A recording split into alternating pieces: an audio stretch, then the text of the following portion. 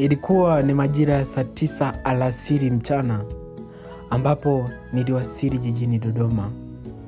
Kwa kweli nilishukia stendi ya mabasi ya 88 huku nikishangaa jinsi gani jiji la Dodoma lilivyokuwa la kuvutia, hasa kwa jinsi mji ulivyokuwa umepambwa, kwa sababu tangia nizaliwe nilikuwa sijawahi kusafiri na kupita mikoa mingi, na nilikuwa nikiishi kuisikia Dodoma kupitia redio na television, ila sikuwahi kufanikiwa kufika mimi kama mimi. Kiukweli jambo hili liliupendeza moyo wangu sana na nilifurahi.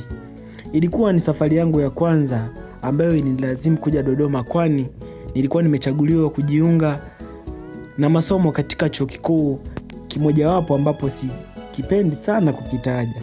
Moyo wangu ulifurahi sana, hasa nilipokumbuka tumepangiwa chuo kimoja na rafiki yangu Elizabeth.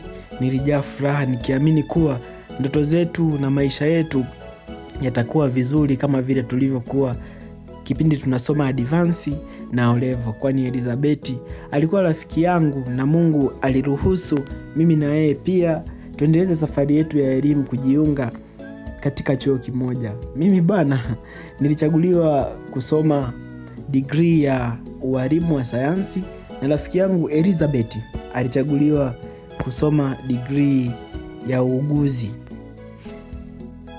Msikilizaji, mimi kwa majina naitwa Salome Johnson.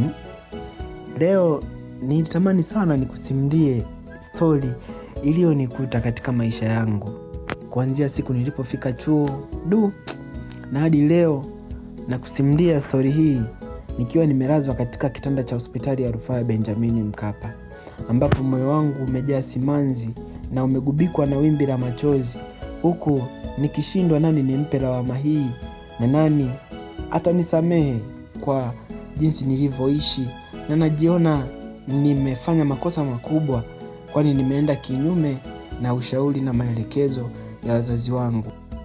Baada ya kukamilisha taratibu zote za usaili, basi ndo nikapata wasaa kumtafuta rafiki yangu Elizabeth, kwani yeye alikuwa ameshafika chuo siku moja kabla yangu, na akanisihi kwamba rafiki yangu Salome, twende tukaishi katika hosteli ambazo mimi nimefikia, kwani zipo karibu na chuo. Using'ang'anie kuishi katika hosteli za ndani, kwani hosteli za ndani hawaruhusu kufanya mambo yako kama kupika. Basi mimi naye nilikuwa kuku mgeni na ambaye nilikuwa na kamba mguuni siku 6. Nikachukua mabegi yangu tukaenda kuanza maisha mapya katika hosteli za nje zilizokuwa zinaitwa Mama Mbosa Hostel, ambazo zilikuwa karibu na chuo. Msikilizaji, siku zote mwanzo wa maisha huwa ni mwepesi sana.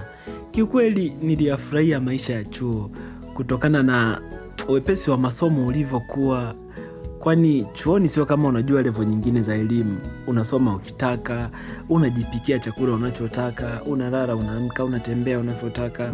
Maisha yetu yalienda vizuri sana na yalikuwa murwa sana, na Mungu alitusaidia tukasoma kwa miezi 4 ya mwanzo. Tulivyomaliza semester ya kwanza, rafiki yangu Elizabeth akanishauri, akaniambia, rafiki yangu Salome, sasa tushakuwa watu wazima, sasa tutoke hostel tukapange nje. Basi mimi sikuwa na la kusema, kwa sababu siku zote niliishi kumsikiliza rafiki yangu Elizabeth tangia tukiwa bado tunasoma O-level mpaka advance, na leo nipo naye chuo kikuu. Kiukweli namshukuru Mungu sana kupata rafiki kama Elizabeth.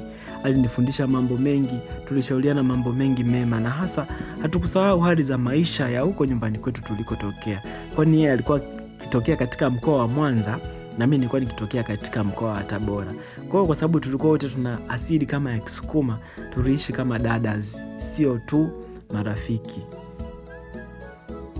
Basi tulivyofungua semester ya pili, ilibidi mimi na rafiki yangu Eliza tuwahi kufungua chuo ili tuweze kupata chumba kama tulivyokuwa tumeahidiana kupanga, kwa ajili ya kupata chumba ambacho kipo karibu na chuo, maana mara nyingi vyumba vilivyopo karibu na chuo huwa vinachukuliwa mapema sana. Kwa hiyo tuliwahi na Mungu alitusaidia tukapata chumba, tukaanza maisha mapya ya kupanga kutoka hostel.